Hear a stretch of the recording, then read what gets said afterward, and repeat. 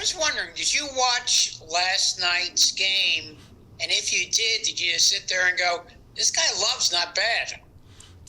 No, I did not get to last night's game, but the game I did see when I said that he's not obviously that bad was the game versus the Saints. I think they were down 17 points going into the fourth, I believe.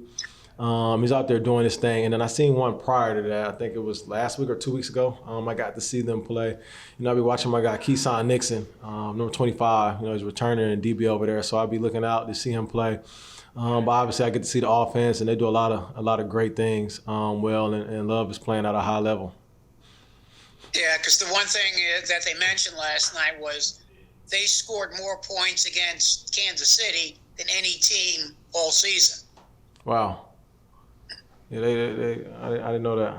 I thought they put up a lot of points versus the I don't know how many they put up last night, but I know versus Saints they came back from 17. Yeah, but I mean, I think Kansas City gave up 27 last night. Oh wow. Which is the most they've given up all year. Oh wow. Well, they play good football though. I say very sound, very they stick to them. Knowing Matt LaFleur, being in Tennessee with him.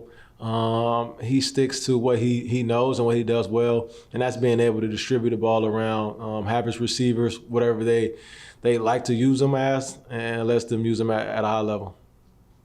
Thank you. Charlotte Carroll. Hey, Adoree, how's it going? You doing well? How you doing? Good. How was your bye? It was cool. I ain't do nothing but relax, so that was much needed to get a little away from football and let my mind do something else besides think of guarding a receiver or looking at different formations. So it was nice. We were kind of talking with Darius about this, but where do you think, I guess, the defensive group is at coming out of the bye and the noise that was kind of happening last week with the Wink and Brian report? I think for us, it's just keep trying to push forward and keep going and understand the way we've been playing, let's say these last two stretch of games. I want to say that's good noise, I guess, to like stir something up, just to have something to talk about in my eyes. Like I said, I haven't seen any disposition, any face scrunging, any body language change, or people just not being themselves. We're with them more than we are with our families, so we get to see them. We know their body language, the way they talk. You can tell if something's off, and haven't seen that at all. So for us, just to keep playing, keep having fun, and let people, I guess, keep bringing up stuff that we see that's not true, and just work around it by the way we play. Thank you. Kim Jones. Hey, Adoree, how are you? I'm doing great. How you doing? I'm great, thank you. What's it like to be a corner? I mean, I'm late to the game on this, I know, but what's it like to be a cornerback in a Wink Martindale defense week in and week out? It's exciting. And I want to call his defense as the opportunity. Is the fact that you know what you're getting, you know what you're gonna have, you know that everybody knows we pressure, everybody knows that we play man, whatever it may be. For us, the opportunity comes from, since they know and you know, all right, now it's time for you to study and see the areas when you are in those type of defense where you can make plays and where you can execute at. So I just look at it as being in his defense as an opportunity, not just for you, but your teammates as well. Let's say you do something well, then that gives your teammates an opportunity to do something, and it all goes together, like the rush with the coverage, or how the linebackers play, going in there and stopping the run, and it helps us in the back end to be able to, as you see, we're getting a bunch of picks because the up front seven is causing a lot of pressure. So just an opportunity defense, and that's how I would describe it. And quickly, if I may, what have you learned about Bobby Okereke in your time as teammates with him? I see why he went to Stanford, just how he, acts, the way he talks. But what I learned about him really most is just a good, genuine dude he is. Obviously, knowing that we both played ball in California, came out the same year in high school, so like knowing of him, and then seeing him now, like past later, 7 years later or whatever, maybe I've been in the league, 10 total. But knowing about him and getting to meet him and talk with him, and obviously now he's in my locker mate, just seeing how good of a person he is and how genuine he is, and just being able to talk to him, and it's just the conversations flow easily. So besides being a great athlete, him being a person is one of the things that I take away about being able to get to know Bobby. I appreciate you, Adoree. Thank Yes, you. ma'am. We'll take two more. Paul Schwartz. Hey, Dory. How you doing? Good, good, good. This bye coming so late. You've been, in buys early, maybe not this late. How has it been? And knowing that there's only 5 games left, and the record is what the record is. If someone would ask you, like I am, what is there left to play for in these last 5 games? What would you say?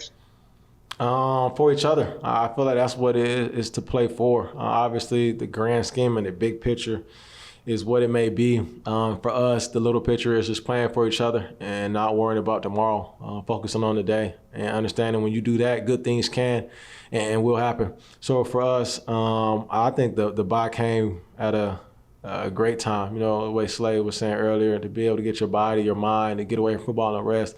I always joke and say I feel sorry about the guys who got their bye week, early into September, early October. Like, that's crazy. But at the same time, for us, I feel like I was just happy to be able to go through the stretch and be able to play a bunch of games, and then be able to give my body enough time to rest, especially in this phase that we all call meaningful football. I know in college it was no loss November, don't want to lose in November, and going to this stretch in December it's the same way, getting ready for playoff football. So for us, just to go out there and put everything on tape, showcase us, and then play for one another. You mentioned about meaningful football. You know that from the NFL. You know that from college.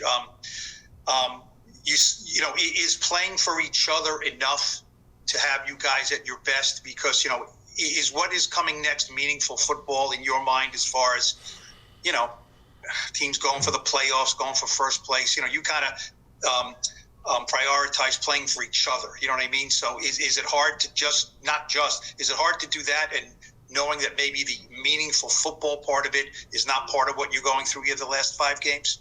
I think they all intertwine. Obviously, the goal is to make the playoff, make a push. But I feel like if you play for each other, that's going to knock away any other distraction. You keep the main thing the main thing. I think at this time, Dick LeBeau, when he coached me my rookie year, would always say, like, my fear that I had was not about any opponent. It was letting my brothers down. And I feel like, you have that mantra, like, okay, I want to play for my brother. I don't want him to be disappointed, because we all hold each other accountable. No matter if you do something good, you want to hear your teammates praise you. And if you do something bad, obviously you want them to tell you, like, you did something wrong. But having that instinct and having that mindset, like, man, I want to make sure that I'm doing everything I can so my brother doesn't have no smack his teeth or have to get on me. It comes with anything, like having a big brother, your father, your cousin, anybody that's related to you. You don't want them to be able to say something to you and always want to stay on your P's and Q's. So playing for each other, I would say, would be the best example of what we can do these last 5 games. Thanks, Adoree. Appreciate it. Yes, sir. Last one, Art Stapleton. Hey, Adoree, what's going on? How you doing? Good. Last year, you guys did what you did, and you earned opportunities to be in prime time, to have big opportunities for this team, and to see how far you came. How much do you personally, and do you sense that with the primetime games you guys have had, you really haven't put out your best product? And is there any part of you, knowing that it's Monday Night Football next week and there was a chance that you could be taken off, but you're still on Monday Night Football now, playing a team that really kind of made a big statement last night against Kansas City? Is there any part of you that looks at that as kind of that reset, that refresh, the idea of, let's take advantage of this opportunity since we haven't so far this year? Right. Understanding, like you said, those other primetime games, not playing to our standard, our caliber, or putting what we wanted to put out there. So, like you said, getting an opportunity to be able to establish again or play again.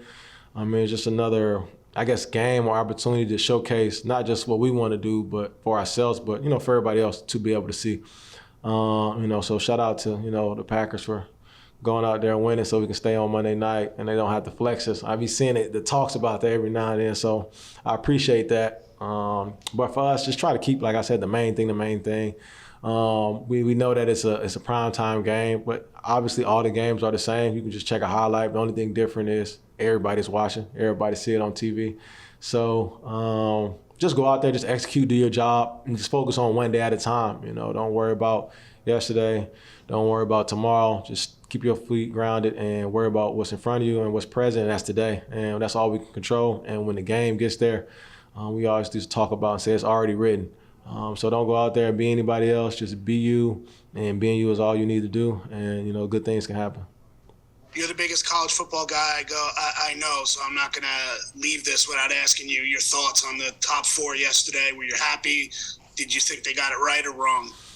No, I'm not gonna lie. I think they should have put Florida State in there. Obviously going undefeated, which is crazy. And to see they were just ranked number 4 that last game they played, right? And then they bump them out. I know I heard a bunch about being like the quarterback being out. That don't mean anything. I feel like they earned the right to be able to go play. I did see the one video of the Michigan people when they found out they had to play Bama, which was hilarious. It's like they were scared to play them. But I ain't really got too much say, so SC ain't do what they had to do. I'm always fight on, but yeah, I just want to see who win it. Hopefully Washington do. I'm going to rep the Pac-12. We're going to back the Pac. Well, the last of the Pac-12. So hopefully they hold it down for us and do a great job.